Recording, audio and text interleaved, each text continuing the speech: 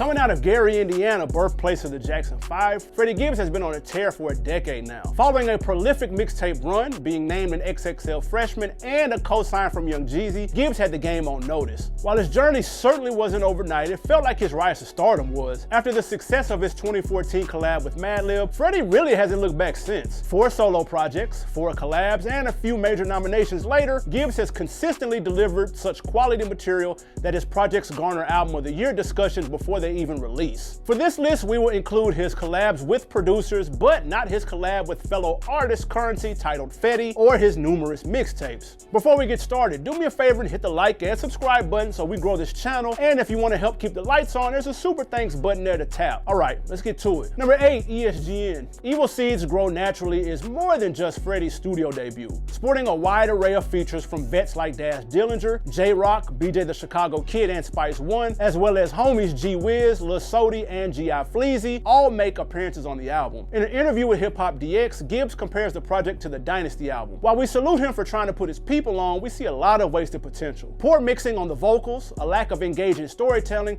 and generic production all combine to deliver an album that's at its best rough around the edges. Coming in at more than 75 minutes, the project is also his longest to date. While ESGN was met with generally positive reviews, we feel the album didn't do enough to distinguish Freddie's talents despite containing sleeper tracks like I Seen a Man Die, Fame, The Color Purple, and trunk-rattling Eastside Moonwalker. The rollout for this project would also see him tease his collab with Madlib, Pinata, a stark and welcome change in production style, but more on that later. Number 7, Shadow of a Doubt. Gibbs' sophomore album frequently finds itself walking the line between commercial and conceptual. We hear Freddie dipping into his bag with tracks like the fan favorite Fucking Up the Count, which sees Boy Wonder behind the boards, the Black Thought-assisted Extradite, and the introspective Insecurities. While the album has a higher ceiling and more cohesion than ESGN, it still suffers from noticeable pockets of inconsistency. Songs like Mexico, 10 Times, and lately have the Gary MC sounding out of his element, searching for a hit. Speaker Bomb's executive production makes for a more melodic soundscape, allowing Shadow of a Doubt to enjoy a level of subtlety. However, if Gibbs had stuck to his bread and butter, this album would most likely would have found itself higher on the list. For those fans who were around when this dropped, you knew there was something there. Gibbs just needed more time to pinpoint his sonic identity.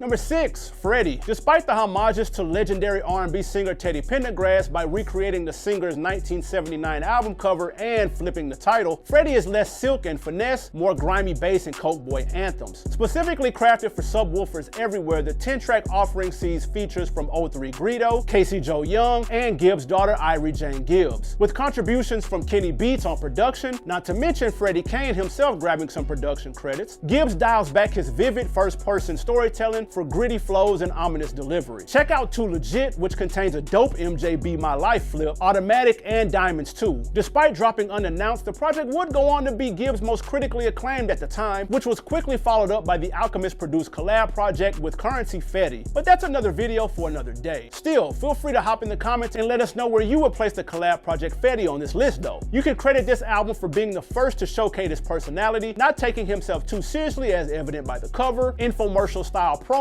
and hilariously bad singing on the FLFM skit. As Gibbs' star status has grown, so has his issue with fellow artists. Run-ins with New York natives Jim Jones and Benny the Butcher's people haven't seemed to work in his favor. Throwing his spat with hip-hop commentator DJ Academics and his ex-girlfriend outing him as a deadbeat, Freddie has made quite a few enemies in the last couple of years. Gibbs continues to troll online with no signs of letting up though. What do you think of the internet persona of Freddie? Are you here for it, or should he relax and stick to the music? Sound off below. Alright, back to the list. Number 5, You Only Live Twice. Following an arrest in France on sexual assault charges, there was a moment when we thought it might be over for the Gary gangster. Thankfully for Gibbs, he was acquitted on all charges and given a new lease on life, which is apparent in his first solo studio project after the incident You Only Live Twice. With a runtime of a little more than 30 minutes and no features, we get the most condensed and essential version of Gibbs. 20 Karat Jesus paints the portrait of Freddy's persecution, whereas Crushed Glass details Gibbs' living conditions while behind bars. Specifically, the mental strain he went through trying to remain sane. The project wraps up with Homesick being one of Freddy's most transparent and vulnerable catalog staples. When you add album cuts like Alexis and Amnesia, you get one of his most well-rounded albums to date,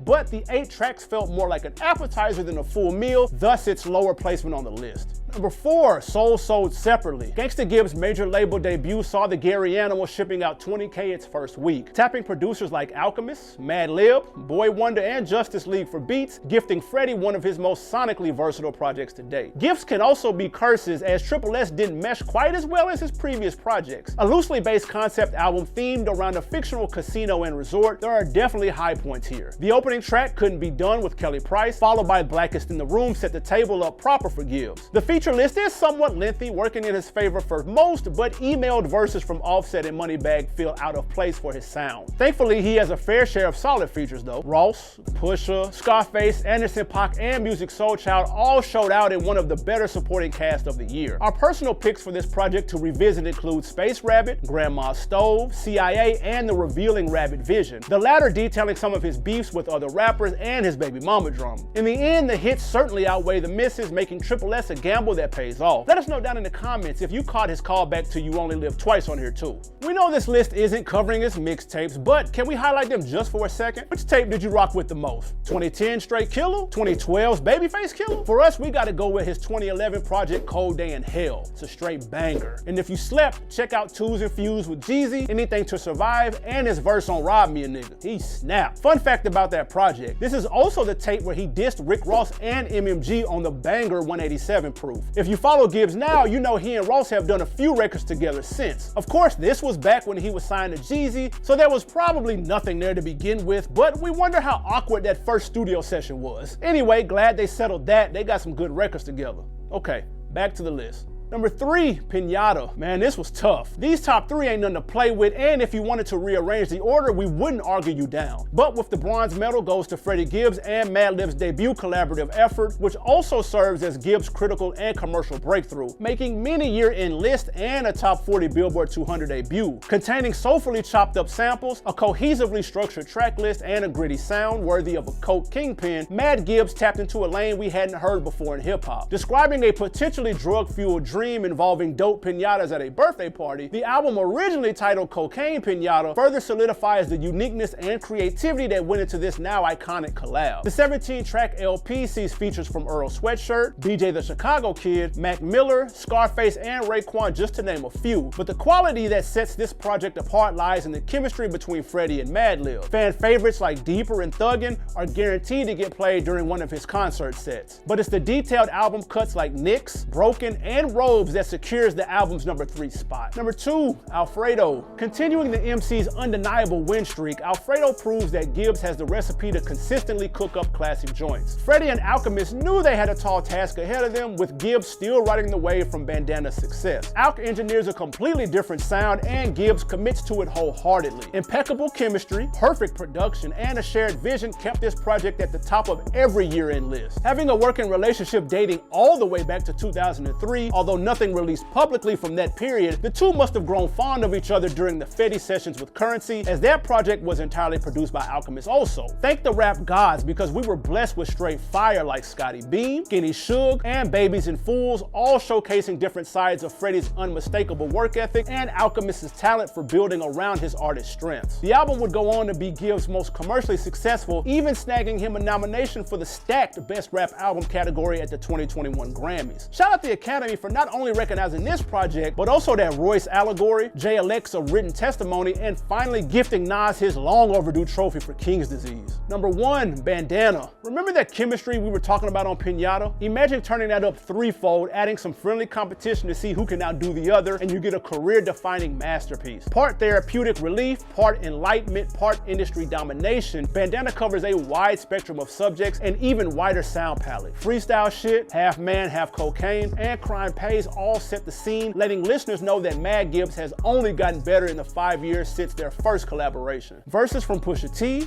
Yasin Bey, and Black Thought got Bandana looking like the 2017 Warriors. With many of the lyrics penned under the assumption he was about to do a 10-year bid, Gibbs' urgency and resolve bled through Madlib's most consistent and innovative production yet. The album's most distinguishing trait is its depth. All 15 tracks stand on their own, and we hadn't even mentioned Practice, Cataracts, or Fake Names. When approaching collaborative albums albums, we think it's crucial to understand what the expectations are going into it. This helps everyone maximize their respective roles, and Mad Gibbs embodies this concept perfectly on their 2019 LP. Madlib even dropped an instrumental version of the album called Bandana Beats. Just in case you thought it couldn't get any crazier, Madlib tweeted that these beats came from his iPad. We see you trying to get that sponsorship deal. Apple, make that happen. You know we had a good time doing this. But for real though, let us know down in the comments if Gibbs is in your top 10 catalogs of all time, or are we putting too much gas on it? Make sure to check out our Jeezy albums rank too. Shout out to them for squashing everything. Hopefully they'll be making music together soon. In the meantime, it's your man CJ Williams. I'm out.